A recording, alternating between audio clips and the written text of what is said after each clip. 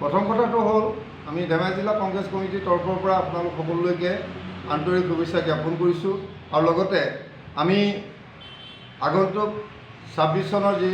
এপ্ৰিলত হ'ব লগা বিধানসভা নিৰ্বাচনত আমি পূৰ্ণ গতিয়ে পূৰ্ণ শক্তিৰে অৱতীৰ্ণ হ'ব পৰাকৈ আমি ধেমাজি জিলাৰ 3টা সমষ্টি আমি সাজু কৰি তুলিছোঁ আৰু লগে লগে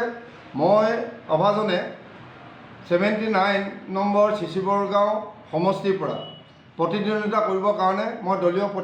প্ৰাৰ্থিত্ব পাবৰ কাৰণে আবেদন ইতিমধ্যে কৰিছোঁ আৰু মোক যদি দলীয় প্ৰাৰ্থিত্ব প্ৰদান কৰে তেতিয়াহ'লে নিশ্চয়কৈ আমি চিচিবৰ গাঁও সমষ্টিৰ সৰ্বাংগীন উন্নয়নৰ কথা আমি চিন্তা কৰিম আৰু যিসকল আমাৰ এই সমষ্টিৰ নিপীড়িত জনতা আছে যিখিনি একেবাৰে দুখীয়া দৰিদ্ৰ জনতা আছে তেখেতলোকৰ হৈ মই 100% এটা মানে তেখেতলোকৰ হৈ মই কাম কৰিবৰ কাৰণে চেষ্টা কৰিম আৰু লগে লগে যিসকল আমাৰ দলীয় কৰ্মীয়ে এতিয়ালৈকে আমাৰ এইখন হৈ থকা চৰকাৰখনৰ পৰা বিভিন্ন আঁচনিৰ পৰা মানে তেওঁলোকৰ নামবিলাক কৰ্তন কৰিছে তাৰ প্ৰতিক্ৰিয়া হিচাপে মই এই কথাটো কৈছোঁ যে আপোনালোকে হতাশ নহ'ব যে 26 চনৰ গৌৰৱ গগৈ নেতৃত্বত এখন আমাৰ কংগ্ৰেছ চৰকাৰ হ'বলৈ গৈ আছে আৰু সেইখন চৰকাৰক আমাৰ গৌৰৱ গগৈ নেতৃত্বত হ'ব লগা চৰকাৰখনে আমি অসমত বসবাস কৰা সকলো জনসাধাৰণ সমান চকুৰে চাবৰ কাৰণে আমি আমাৰ দলীয় এটা সিদ্ধান্ত হৈছে আৰু সেই সিদ্ধান্তৰ মৰ্মে যদি আমি যে চিচিবৰ গাঁও সমষ্টিৰ পৰা আমি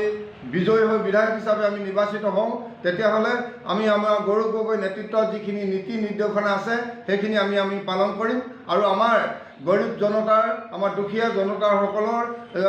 ৰাইজৰ আমি সৰ্বাংগীন উন্নয়নৰ কাৰণে কাম কৰিম বুলি মই আপোনালোকৰ আগত মই কথা দিছোঁ। আপুনি ইতিমধ্যে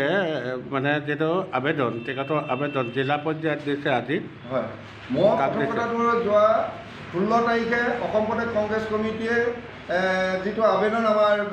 প্ৰাৰ্থিত্বৰ কাৰণে আবেদন বিচাৰিছিলে তাৰ আবেদন মই 16 তাৰিখে আমি দাখিল কৰিছোঁ আৰু লগে লগে অসম প্ৰদেশ কংগ্ৰেছ কমিটিয়ে এটা কথা নিৰ্দেশনা দিছিলে যে তাত দিয়াৰ পিছতে আমাৰ জিলা সমিতিত এই আমাৰ আবেদনবিলাক দাখিল কৰিব লাগে। ইতিমধ্যে অলপ আগতে মই আমাৰ ধেমাজি জিলাৰ জ্যেষ্ঠ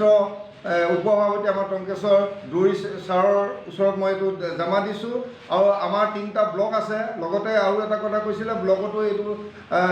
আবেদন আমাৰ জমা দিবৰ কাৰণে নিৰ্দেশ দিছে আৰু মই অহাকালিৰ ভিতৰত আমাৰ চিচিবৰ গাঁও সমষ্টিৰ অন্তৰ্গত মাছখোৱা চিচিবৰ গাঁও আৰু চিলাপথাৰ টাউন এই 3টা মানে ব্লক সমিতিতে মোৰ আবেদন পত্ৰ মই জমা দিম। আপোনালোকক কিমানজন মানুহে আবেদন পত্ৰ বিচাৰিছে? আমাৰ চিচিবৰ গাঁও ইতিমধ্যে 5জনে আমাৰ আবেদন পত্ৰ দাখিল কৰিছে। ধন্যবাদ।